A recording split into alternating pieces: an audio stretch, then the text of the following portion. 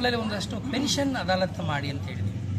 ಕೆಲವು ಕಡೆ ಇನ್ನೂ ಹಳ್ಳಿಗಳಲ್ಲಿ ಭಾಳ ಜನಕ್ಕೆ OAP ಸಿಕ್ಕಿಲ್ಲ, ಭಾಳ ಜನಕ್ಕೆ ಡಿಸೇಬಲ್ಡ್ ಸಿಕ್ಕಿಲ್ಲ, ವಿಡೋ ಪೆನ್ಷನ್ ಸಿಕ್ಕಿಲ್ಲ. ನಮ್ಮ ಗಮನಕ್ಕೆ ಬಂದಿದೆ. ಅದಕ್ಕೆ ನಮ್ಮೆಲ್ಲ DTಗಳಿಗೆ, ನಿಮ್ಮ ಹೋಬಳಿಗಳಿಗೆ ಹೋಗಿ ಕ್ಯಾಂಪೇನ್ ಮಾಡಿ. ಮಾನ್ಯ ಉಸ್ತುವಾರಿ ಸಚಿವರು ಕೂಡ ನಿರ್ದೇಶನ ಕೊಟ್ಟಿದ್ದಾರೆ. ಮೊನ್ನೆ ತಾವು KDPಲಿ ಮೀಟಿಂಗ್ ಗಮನಿಸಿದ್ರು. ಸುಮಾರು 50,000 ಕಂದಾಯ ಸೇವೆಗಳನ್ನು ವಿತರಣೆ ಮಾಡ್ತಕ್ಕಂಥ ಒಂದು ಬೃಹತ್ತಾದ ಕಾರ್ಯಕ್ರಮ. ಅದರಲ್ಲಿ ಬಹಳ ಮುಖ್ಯವಾಗಿ ನಾವು ಮಾಡ್ತಾ ಇರೋದೇನಪ್ಪ ಅಂತಂದರೆ, ಈ ನಿಮಗೆ ಗೊತ್ತಿದೆ P ನಂಬರ್ದು ಭಾಳ ದೊಡ್ಡ ಸಮಸ್ಯೆ ನಮ್ಮ ಜಿಲ್ಲೆಯಲ್ಲಿ. ರೈತರುಗಳಿಗೆ ದರಖಾಸ್ತು ಕೋಡಿಯಾಗಿದೆ. ಭಾಳ ವರ್ಷಗಳಿಂದ ಅವ್ರಿಗೇನಾಗಿದೆ, ದುರಸ್ತಾಗಿದೆ. ಸೊ ಆ ದರಖಾಸ್ತು ಕೋಡಿ ಮುಖಾಂತರ ದುರಸ್ತು ಮಾಡಿ ಅವ್ರಿಗೆ ಸಂಪೂರ್ಣವಾದಂಥ RTC ದಾಖಲೆಗಳನ್ನು ಕೊಡ್ತಕ್ಕಂಥ ಒಂದು ಕಾರ್ಯಕ್ರಮ. ಸುಮಾರು 7,500 ನಮ್ಮ ಜಿಲ್ಲೆಯಲ್ಲಿದೆ. 7,500.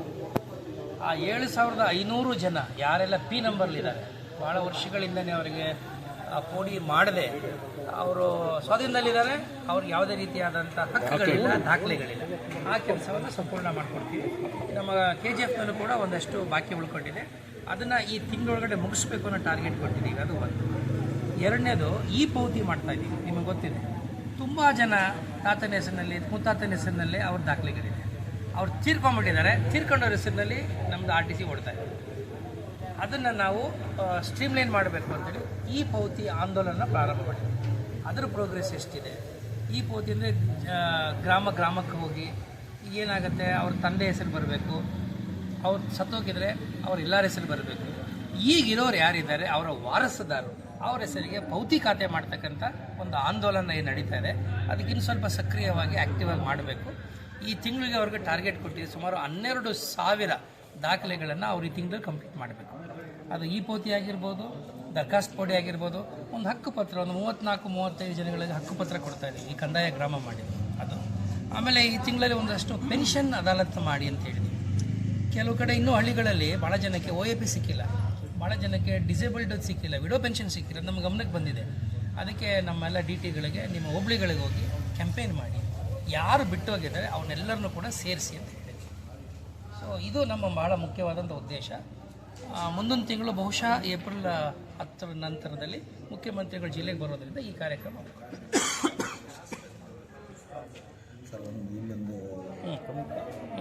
ಸಾಗುವಳಿ ಚೀಟಿ, ಅಕ್ರಮ ಸಾಗುವಳಿ ಚೀಟಿ ಲೋಕಾಯುಕ್ತದಲ್ಲಿ ಎಲ್ಲಿದೆ ಅದು? ಲೋಕಾಯುಕ್ತ ಅವರು ಲೋಕಾಯುಕ್ತ ಪ್ರಕರಣದಲ್ಲಿ ಅವರು ವಿಚಾರಣೆ ಮಾಡುವ ನಾವು ಮಧ್ಯೆ ಹಾಕೋದಿಲ್ಲ. ಅವ್ರೇನು ದಾಖಲೆಗಳು ಕೇಳ್ತಾರೆ ಕೊಡ್ತೀವಿ. ಅವರೇನು ನಮ್ಮನ್ನು ಕೇಳಿರ್ತಾರೆ. ಲಾಸ್ಟ್ ಟೈಮ್ ಇಲ್ಲೇ ಬಂದು ಮಾಡಿದ್ರಲ್ಲ, 3 ವರ್ಷದಿಂದ ವಿಚಾರಣೆ ಮಾಡ್ತಾರೆ. ವಿಚಾರಣೆ ಆಗ್ಬೇಕಲ್ಲ. ಇನ್ನು ಕಡತಗಳೇ ಮನೆಯೆಲ್ಲ ಒಂದು ಕಡತಗಳು ಕೆಲವು ಕಡೆ ನಮ್ಮ ಈ ಜಿಲ್ಲೆಯಲ್ಲಿ ವಿಚಿತ್ರವಾದ ಒಂದು ಅದೇನು ಕಾಯಿಲೆನೂ ನನಗೆ ಗೊತ್ತಿಲ್ಲ. ನಾ ಎಲ್ಲೂ ನೋಡಿಲ್ಲ ಕಡತಗಳು ನಾಪತ್ತೆ, ತಿಂದುಬಿಟ್ಟಿದ್ದಾರೆ, ಕಡತನ ಮಾಡಿದ್ದು. ಏನಿದು ಕಡತಗಳನ್ನೇ ತಿಂದಾಕ್ಬಿಡೋದ ಫೈಲಿದೆ. ಭಾಳ ಇದು ವಿಚಿತ್ರವಾದಂಥ ಒಂದು ಸನ್ನಿವೇಶ. ಅದಕ್ಕೆ ನೋಡಿ, ಈಗ ಭೂ ಸುರಕ್ಷಾ ಅನ್ನೋದು ಸರ್ಕಾರ ಒಂದು ಒಳ್ಳೆ ಕಾರ್ಯಕ್ರಮ ಮಾಡಿ ಎಲ್ಲ ಡಿಜಿಟೈಸ್ ಮಾಡಿಬಿಟ್ಟಿದೆ. ಈಗ ನೀವು ಪಬ್ಲಿಕ್ ಡೊಮೇನಲ್ಲಿದೆ, ನಿಮ್ಗೆ ಯಾವುದೇ ದಾಖಲೆ ಬೇಕು ಅಂದರೆ ಇಲ್ಲಿ ಯಾರಿಗೆ ಬಂದು ನೀವು ಕೇಳೋಗೇ ಇಲ್ಲ. ನೀವು ಆನ್ಲೈನಲ್ಲಿ ಹೋಗ್ಬಿಟ್ರೆ ದುಡ್ಡು ಪೇ ಮಾಡಿದ್ರೆ ಇಮಿಡಿಯೇಟ್ ದಾಖಲೆ ತಗೋಬೋದು. ಆನ್ಲೈನ್ ಪ್ರಾಬ್ಲಮ್ ಮಧ್ಯಾಹ್ನದವರೆಗೂ ಒಂದು ಪಾಣಿ ತಗೊಂಡ್ಬಂದು ಮಧ್ಯಾಹ್ನದವರೆಗೂ ಕೂತಿರ್ತಾರೆ. ಏನಾಗಿದೆ ಟೆಕ್ನಿಕಲ್ ವಿಚಾರಗಳು ಬಂದಾಗ ಒಂದೊಂದ್ಸಾರಿ ಹಂಗೆ ಆಗೋದು. ಈಗ ನೋಡಿ, ನಾನು ಫಾರೆಸ್ಟ್ ಏನೋ ಮಾಡಿಸ್ತಾ ಇದ್ರು, ನಾನು ಕರೆಸಿದ್ದೆ. ಯಾಕಪ್ಪ ಇಷ್ಟೊಂದು ಕಡಿಮೆ ಅಂದರೆ online problem service. Technical issue ಇದೆ. 60 ರೂಪಾಯಿ ಕೇಳ್ತಾರೆ ಸರ್ ಒಂದು ಪಾಣಿಗೆ ಸೈಬರ್ನಲ್ಲಿ. ನೀವು ಹೊರಗಡೆ ಪ್ರೈವೇಟ್ನಲ್ಲಿ ನೀವೇ ಹೋಗ್ಬೋದಲ್ಲ, ಆನ್ಲೈನಲ್ಲಿ ಅಷ್ಟಾಗೋದಿಲ್ಲ. ಆಗಲ್ಲ ಸರ್, ಮ್ಯಾಟ್ರ್ ತುಂಬ ಇದೆ. ಅದರಲ್ಲಿ ಹೋಗೋಕ್ಕೆ ನಮ್ಗೆ ಅವರು ಸ್ವಲ್ಪ ಜಾಸ್ತಿ ಚಾರ್ಜ್ ಮಾಡ್ತಾರೆ ನಿಮ್ಮ ಹತ್ರ. ಪಾಪ ಅವನು ಸರ್ ಇನ್ನೊಂದು ಸರ್ ಕ್ಯಾಸ್ಟ್ ಸರ್ಟಿಫಿಕೇಟ್ ಕೆಲವು ಕೊಡ್ತಾ ಇಲ್ಲ, ವೈಶ್ಯ ಸರ್ಟಿಫಿಕೇಟ್ ಕೊಡ್ತಾ ಇಲ್ಲ ಸರ್. ಕಾಸ್ಟ್ ಸರ್ಟಿಫಿಕೇಟ್ ಕೊಡೋ ಅಧಿಕಾರ ಇರೋದು ತಹಶೀಲ್ದಾರ್ಗೆ. ಅದೇ ಸರ್ ವೈಶ್ಯ ಅನ್ನೋದು ಕ್ಯಾಸ್ಟ್ ಸರ್ಟಿಫಿಕೇಟ್ ಕೊಡ್ತಾ ಇಲ್ಲ. ಸಾಹೇಬ್ರು ಇದ್ದಾರೆ, ಬೇಕು ಕೇಳಿ. ಅದು ಕ್ಯಾಸ್ಟ್ ಸರ್ಟಿಫಿಕೇಟು ಅವರು PCL ಬಂದು ವೈಶ್ಯ ಅಂತಿದೆ, ಇಲ್ಲಿ ಇವ್ರು ಕ್ಯಾಸ್ಟ್ ಸರ್ಟಿಫಿಕೇಟ್ ಕೊಡ್ತಾ ಇಲ್ಲ. ಅದಕ್ಕೆ ಅವರು ವೆರಿಫಿಕೇಶನ್ ವೈಶ್ಯನೂ ಕೊಡ್ತಾ ಇಲ್ಲ. ಅಲ್ಲ, ಅವರು ವೆರಿಫಿಕೇಶನ್ ಮಾಡ್ತಾರೆ. ಆಮೇಲೆ ಸುಮ್ಮನೆ ಅವ್ರೀಗ ಏನಾಗುತ್ತೆ, ನಿಮ್ಮ ತಂದೆ ಆದಮೇಲೆ ನಿಮ್ಮ ಹೆಸರು ಜಾತಿ ಬಂದಿರಬೇಕು. ಅದೇನಾಗಿದೆ, ಮಧ್ಯೆ ಗ್ಯಾಪ್ ಇರುತ್ತೆ, ನೀವು ತಗೊಂಡಿರೋದಿಲ್ಲ. ಹೇಳ್ತೀನಿ ಕೇಳಿ. ಆಮೇಲೆ ಊರಿನಲ್ಲಿ ಮಹಾಜರ್ ಮಾಡ್ತಾರೆ. ಕ್ಯಾಸ್ಟ್ ವಿಚಾರದಲ್ಲಿ ತಹಶೀಲ್ದಾರರು ಏನು ತೀರ್ಮಾನ ಮಾಡ್ತಾರೆ ಅದು ಅಂತಿಮ. ಸರ್ ಇದು ಕ್ಯಾಸ್ಟ್ ವೈಶ್ಯ ಅನ್ನೋದೇ ಕೊಡ್ತಾ ಇಲ್ವೇ? ಯಾವುದು ಕೊಡ್ತಾ ಇಲ್ಲ? ಯಾಕೆ ಕಾರಣ ಗೊತ್ತಿರ್ಬೇಕು ನಿಮಗೆ. ಅಲ್ಲ ಸರ್, ಏನು ಹೇಳಿಲ್ಲ. ಅವರ ವೈಶ್ಯ ಅನ್ನೋದು ನೋಟಿಫಿಕೇಶನ್ ಇಲ್ಲ ಅಂತಾರೆ. ಏನದು ನೋಡಿಯಪ್ಪ. ಆರ್ಯ ವೈಶ್ಯನೂ ಕೊಡ್ತಾ ಇಲ್ಲ, ವೈಶ್ಯನೂ ಕೊಡ್ತಾ ಇಲ್ಲ. ಆರ್ಯ ವೈಶ್ಯ ಎರಡು ಒಂದೇನಾ ಬೇರೆನಾ? ಒಂದೇನೆ. ಅವರು ನೋಟಿಫಿಕೇಶನ್ ಅಲ್ಲಿ ಹೇಳಬೇಕು. ಇವರು ತೀರ್ಮಾನ ಮಾಡೋದು ಹೆಂಗೆ ಅಂದ್ರೆ ಸರ್ಕಾರ ನೋಟಿಫಿಕೇಶನ್ ಅಲ್ಲಿ ಇಂತಿಂತ ಜಾತಿಗೆ ಇಂತಿಂತ ಗ್ರೂಪ್ ಅಂತ ಮಾಡಿದ್ದಾರೆ. ಹೌದು ಸರ್, ಅದಕ್ಕೆ ಆ ಗ್ರೂಪ್ ಅಲ್ಲಿ ಇದ್ರೆ ಮಾತ್ರ ಇವ್ರಿಗೆ ಕೊಡ್ತಾರೆ, ಇಲ್ಲಾಂದ್ರೆ ಅವ್ರ ರಿಸ್ಕ್ ತಗೊಳಕ್ ಅದು ವೈಶ್ಯ ಅನ್ನೋದು ಹೆಂಗೆ ಕೊಡ್ತಾ ಇಲ್ವಾ? ಅಲ್ಲ, ಅದಕ್ಕೆ ಬೇರೆ ಜಿಲ್ಲೆಗಳಲ್ಲಿ ಹೆಂಗ್ ಕೊಡ್ತಾರೆ ವಿಚಾರ ಮಾಡಿ ಮಾಡಬೇಕು. ಅದನ್ನ ಕೊಡ್ಬೇಕಲ್ಲ ಸರ್, ಅದು ಅಲ್ಲ, ನೋಟಿಫಿಕೇಶನ್ ಇಲ್ಲ ಅಂತಂದ್ರೆ ಯಾಕೆ ಬೇಕು ನಿಮಗೆ? ವೈಶ್ಯ ಅಂತಿದ್ರೆ ಹೌದು ಜನರಲ್ಲೇ ಕೊಟ್ರೆ ಸಾಕು. ಜನರಲ್ಲ ಕೊಡಲ್ಲ, ನೋಟಿಫಿಕೇಶನ್ ನಲ್ಲಿ ಏನಿದೆ ಹಾಗೆ ಕೊಡೋದು. ಅದನ್ನೇ ಕೊಡ್ಬೇಕಲ್ಲ, ಅದು ಕೊಟ್ಟಿಲ್ಲ. ಅದನ್ನ ಕೊಡ್ತಾರೆ ತಗೊಳ್ಳಿ. ಸಂಬಂಧಪಟ್ಟಂತೆ ನಗರಸಭೆ ಮುಂಭಾಗದಲ್ಲಿ ಅಂಬೇಡ್ಕರ್ ಸ್ಟ್ಯಾಚ್ಯೂ ಓದ್ದೆ, ಪೇಪರ್ ಓದ್ದೆ, ಶಿಥಿಲವಾಗಿದೆ ಅಂತ ಏನೋ ಬರ್ತದೆ. 2024ರಲ್ಲಿ 15 ಲಕ್ಷ ಸದನದಲ್ಲಿ ಸಭೆಯಲ್ಲಿಟ್ಟು ಸ್ಯಾಂಕ್ಷನ್ ಮಾಡ್ತಾರೆ. ಆದರೆ ಇದುವರೆಗೂ ಅದು ಕಾಮಗಾರಿ ಮಾಡಿಲ್ಲ ಮತ್ತು ಯಥಾಸ್ಥಿತಿ ಸದನ ಅಂದ್ರೆ ನಮ್ಮ ನಗರಸಭೆ ತರ ಕೇಳಿದ್ದೀನಿ ನಾನು ಮೀಟಿಂಗ್ ನಲ್ಲಿ. ಅಪ್ರೂವ್ ಆಗಿದ್ರೆ ಏನ್ ರೆಡಿ ಮಾಡಿಸ್ಕೊಡ್ಬೇಕಾ? ಅಲ್ಲ, ಬೇರೆ 15 ಲಕ್ಷ ಮಾಡಿರೋದು ಅವರು ಕಂಚಿನ ಪ್ರತಿಭೆಗೆ. ಬಟ್ ಏನು ದುಡ್ಡು ಸ್ಯಾಂಕ್ಷನ್ ಮಾಡಿಲ್ಲ ತಾನೆ? ಸ್ಯಾಂಕ್ಷನ್ ಹಂಗೆ ಇದೆ. ಸರಿಯಾ ಸರ್, ಮತ್ತೆ ಈಗ ಗ್ಯಾಸ್ ಪ್ರಾಬ್ಲಮ್ ಅಂದ್ರೆ ಒಂದ್ ನಿಮಿಷ, ನೀವು ಹೇಳೋ ಪ್ರಕಾರ ಕಂಚಿನ ಪ್ರತಿಮೆ ಅಲ್ಲಿ ಮಾಡಬೇಕು ಅಂತನಾ? ಈಗ ಇಟ್ಟಿರೋದು ಶಿಥಿಲವಾಗಿದೆ, ಸೊ ಅಲ್ಲಿ ರಿಪ್ಲೇಸ್ ಆಗುತ್ತೆ. ಟೆಂಡರ್ನೂ ಆಗಿದೆ ಸರ್. ಬಂಗಾರಪೇಟೆ ಯಾರಿಗೋ ಒಬ್ಬರಿಗೆ 15 ಲಕ್ಷ. ಎಷ್ಟು ಇರ್ತದೆ ಸರ್? ಎಷ್ಟು ಸೇಮ್ ಹಿಂಗಿನ ಹೈಟ್ ಸರ್, ಮೋಸ್ಟ್ಲಿ 5 ಫೀಟ್ ಇದೆ. ಇಲ್ಲ, ಬಂಗಾರಪೇಟೆನಲ್ಲಿ 10 ರಿಂದ 12 ಅಡಿ ಇದೆ. ಸೇಮ್ ಇದು ಅದೇ ಅದೇ ಹೈಟ್ ಅಂದ್ರೆ 12 ಅಡಿ, 10 ರಿಂದ 12 ಅಡಿ ಅಷ್ಟೇ. ಚೆಕ್ ಮಾಡ್ತೀನಿ ನಾನು. ಅವತ್ತು ನೋಡಿದೆ ಪತ್ರಿಕೆ, ಇಲ್ಲ ನೋಡಿದೆ, ನೋಡ್ಬಿಟ್ಟು ನಾನು ಅವರಿಗೆ ಮಾಹಿತಿ ತಗೊಬನ್ನಿ ಅಂತಂದೆ. ಈಗ ಹೊಸ ಇವರಲ್ಲ ನಿಮ್ಮ ಕಮಿಷನರು, ತಗೊಂಬರ್ತೀನಿ ಸರ್ ಅಂತ ಹೇಳಿದೆ, ತರಿಸ್ತೀನಿ ಇವತ್ತು. ಈಗ ಗ್ಯಾಸ್ದು 2-3 ದಿನದಿಂದ ಪಬ್ಲಿಕ್ ಬುಕ್ ಮಾಡಿದ್ರು ಅದು ಆಗ್ತಾ ಇಲ್ಲ ಸರ್. ಅದು ಏಜೆನ್ಸಿ ಅವರೇ ಆ ಥರ ಮಾಡಿಟ್ಟಿದ್ದಾರಾ? ಇಲ್ಲ, ನಿಜವಾಗ್ಲೂ ಅದು ಡಿಮ್ಯಾಂಡ್ ಇದೆ. ಇದ್ರ ಬಗ್ಗೆ ನಾನು ಕ್ರಮ ತಗೊಂಡಿದ್ದೀನಿ. ಈಗ ನಿಮ್ಮ ಪ್ರೆಸ್ ನೋಟ್ ರಿಲೀಸ್ ಆಗಿರ್ಬೇಕು, ಈಗ ಎಲ್ಲರಿಗೂ ನಿಮ್ಗೆ ಕಳಿಸಿದ್ದೀನಿ. ನಮ್ಮ ಜಿಲ್ಲೆಯಲ್ಲಿ ಸದ್ಯಕ್ಕೆ ಯಾವುದೇ ರೀತಿಯಾದಂಥ ಅಭಾವ ಇಲ್ಲ. ನಿನ್ನೆನೆ ನಮ್ಮ ಜಿಲ್ಲೆಯಲ್ಲಿರ್ತಕ್ಕಂಥ ಎಲ್ಲ ಸಪ್ಲೈಯರ್ಸ್ಗಳು, ಹೋಲ್ಸೇಲರ್ಸ್ಗೆಲ್ಲರಿಗೂ ನಾವು ತಾಲೂಕಿನಲ್ಲೂ ಕೂಡ ವೆರಿಫೈ ಮಾಡಿದ್ದೀವಿ. ಎಷ್ಟು ದಿನ ನೀವೇನು 1 ತಿಂಗಳಾಗುತ್ತೆ ಅಂತ ಪತ್ರಿಕೆಯಲ್ಲಿ ಬರ್ತಾ ಇದೆಯಲ್ಲ, ನಮ್ಮ ಜಿಲ್ಲೆಯಲ್ಲಿ ಆ ಥರ ಸಮಸ್ಯೆ ಇಲ್ಲ. ಆಮೇಲೆ ಸದ್ಯಕ್ಕೆ ಯಾವುದೇ ರೀತಿಯಾದಂಥ ಅಭಾವ ಕೂಡ ಇದು ಕಂಡು ಬರ್ತಾ ಇಲ್ಲ. ಒಂದೇನಪ್ಪ ಅಂದರೆ, ಈಗಾಗಲೇ ಒಂದು ನಾವು ಎಚ್ಚರಿಕೆ ಕೊಟ್ಟಿದ್ದೀವಿ ಎಲ್ಲ ವರ್ತಕರುಗಳಿಗೆ, ಕೃತಕ ಅಭಾವವನ್ನು ಸೃಷ್ಟಿ ಮಾಡಬಾರ್ದು. ಯುದ್ಧದ ಹೆಸರು ಹೇಳ್ಕೊಂಡು ಇದ್ದಕ್ಕಿದ್ದಂಗೆ ಈ ಬೆಲೆಗಳ ಜಾಸ್ತಿ ಮಾಡ್ತಾ ಇದ್ದಾರೆ ಅನ್ನೋ ನನ್ನ ಕಂಪ್ಲೇಂಟನ್ನೇ ಶ್ರೀನಿವಾಸಪುರದಲ್ಲಿ ಹೇಳಿದರು.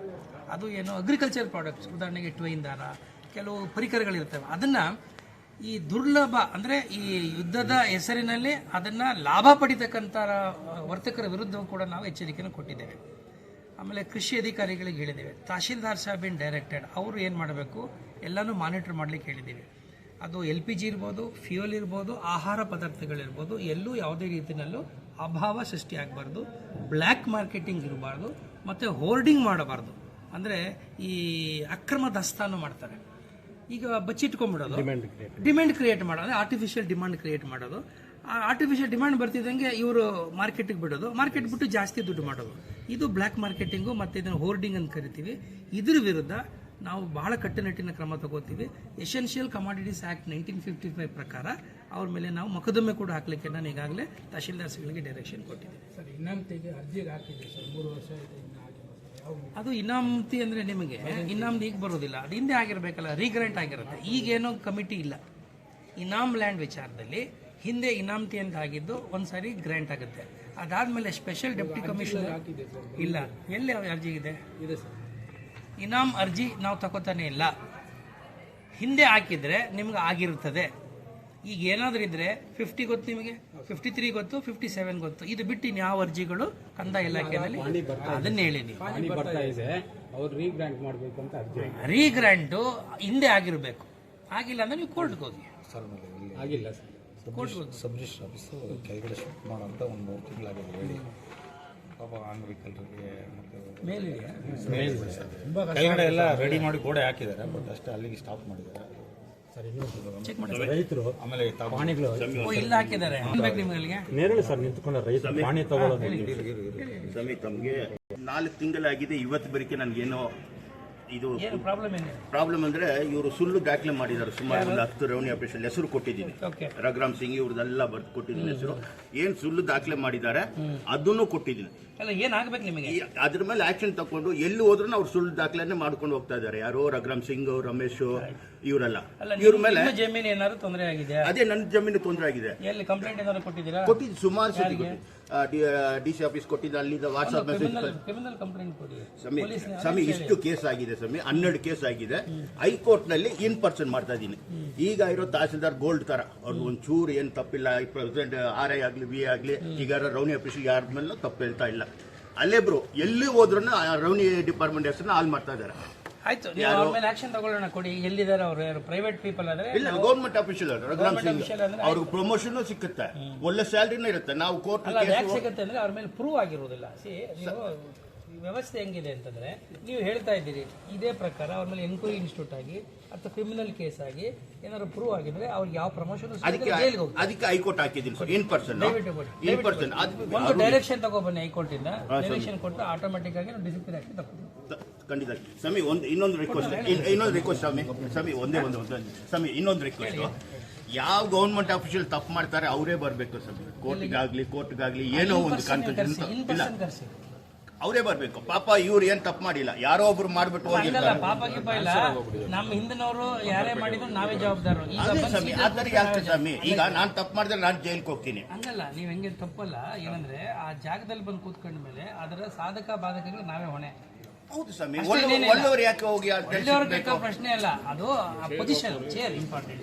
ಕರೆಕ್ಟ್ ಸ್ವಾಮಿ. ಆ ಚೇರ್ ನಲ್ಲಿ ಕೂತ್ಕೊಂಡಿದ್ಮೇಲೆ ಅವ್ರು ಕರೆಕ್ಟ್ ಆಗಿ ಮಾಡ್ಬೇಕಲ್ಲ. ಸ್ಮಶಾನ ಜಾಗ ಇನ್ನು ರಿಮೂವ್ ಮಾಡಲಿಲ್ವಾ? ಸರ್, ಈಗ ಮೊನ್ನೆ ಬೇತ್ಮಂಗಲದಲ್ಲಿ ಕೆರೆಯಲ್ಲಿ ಎಲ್ಲ ರೋಡ್ ಮಾಡಿದ್ರಲ್ಲ, ತೆರವುಗೊಳಿಸಿಲ್ಲ ಸರ್. ಇದು ಅವೆಲ್ಲ ಇದು ಮಾಡಿ.